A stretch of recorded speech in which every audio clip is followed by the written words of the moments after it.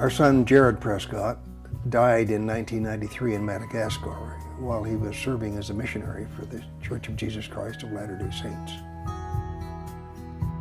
He really loved helping other people. He always loved children. At the time of his passing, he was involved with an orphanage. There's a couple of paragraphs in a sentence that his mission president said.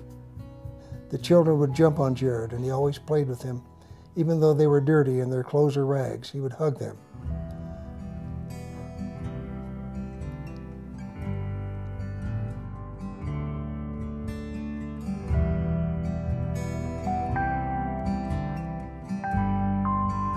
Driving back into the driveway after the funeral, I told my family that I didn't want to take the money and use it personally, and it just hit me.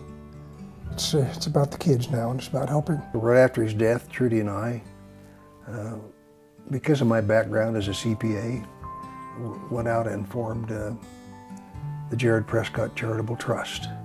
The goal of the thing was to bless the lives of other people.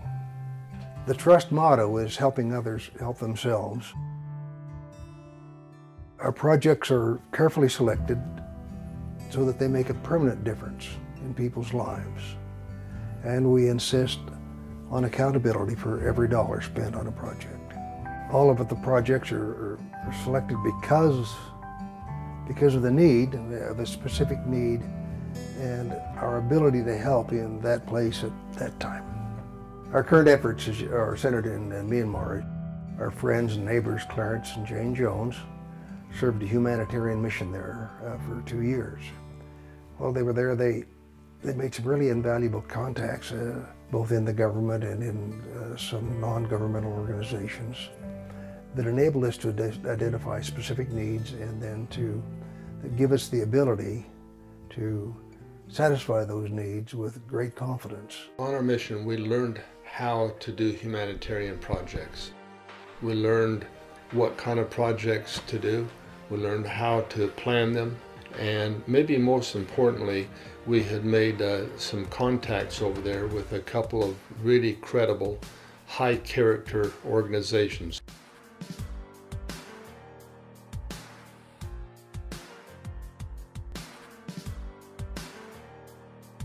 When they had the big typhoon there, the government would not let anybody come into that area to help them.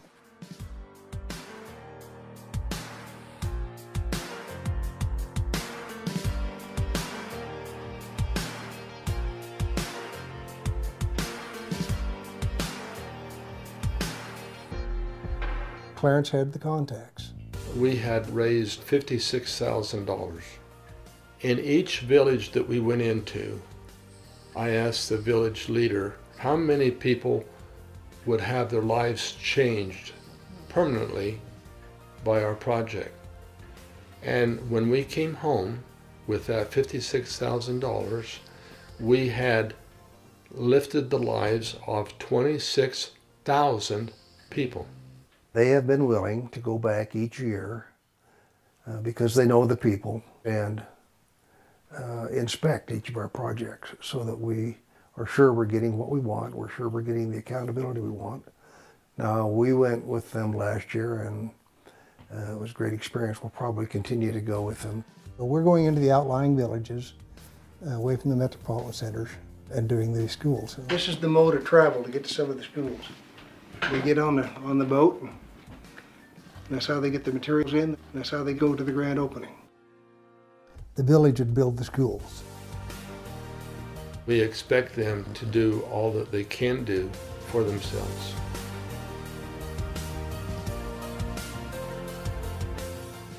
It's their school when they're done. They have ownership in it.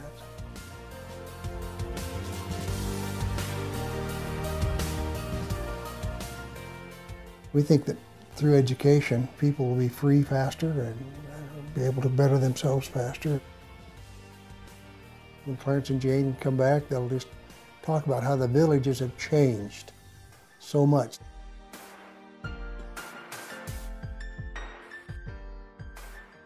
Here's a picture of the official ceremony. And it's a big thing at these villages when they come to do the grand opening. See Clarence and Jane and their family members in the front row. coming back with that accountability that the project has been done is so important to us. As we walk into their village, the entire village will be there to greet us.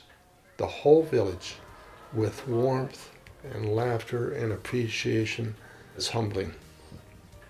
Where's the well? The well is about right there. The ox cart ride in there to get there was memorable. It's really more cool and walking the famine or the one day look at. It's fun.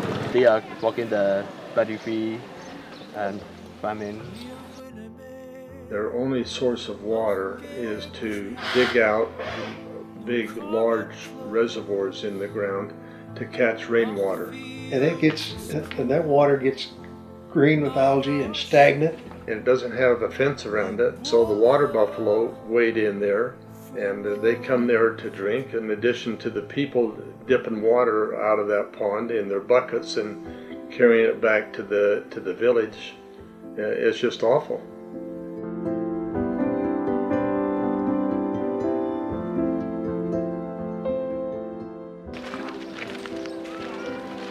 We hope this helps a lot. I remember looking at one of those little old ladies as you know, the water was coming out of the well, and the look on her face was that she had never ever expected to see anything like this in her life. She was blown away. It's the only way I can describe the look on her face, like, wow, I never ever thought I'd see this. The well is now not only closer and more convenient to the village, but they fill up their water bucket pretty fast, and it's clean water.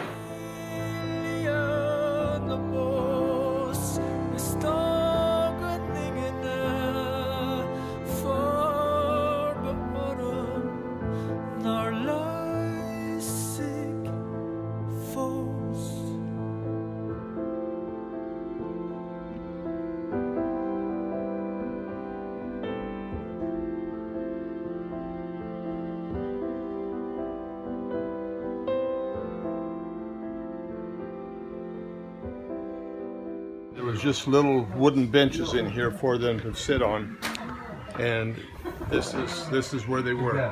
You were a teacher too? Yes. Wow. So we built the new school.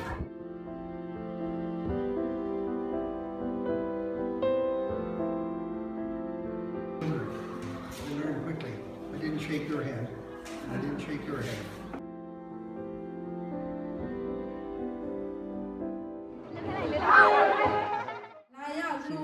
I would like to thank to the donor and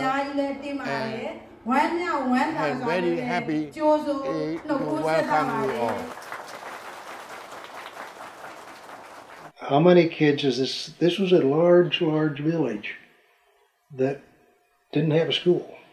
It was nothing, and There'll be a lot of kids come to that school.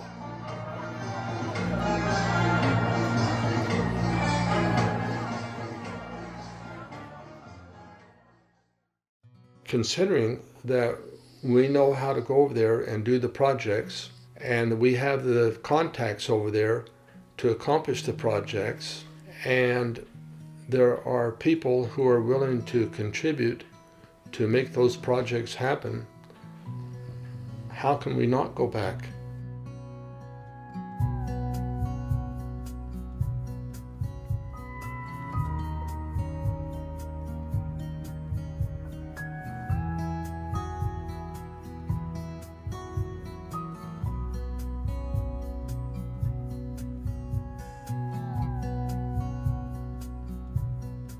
Women's Center is a really big deal because you've seen, and the women are, well, I got the impression that they're as important in financially providing for their families as the men are. Mm-hmm. You agree with that, Clarence? Mm-hmm. And to bring these women in and educate them in some manner, whether it be on computers or whether how to run a sewing business or whatever it is, and educate these women is a big, big deal.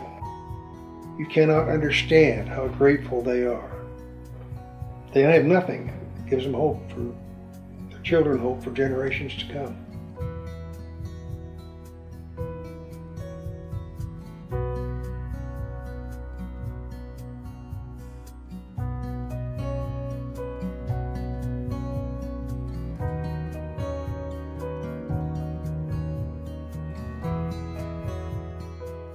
One thing that we've really found is it doesn't take very much to do a lot of good.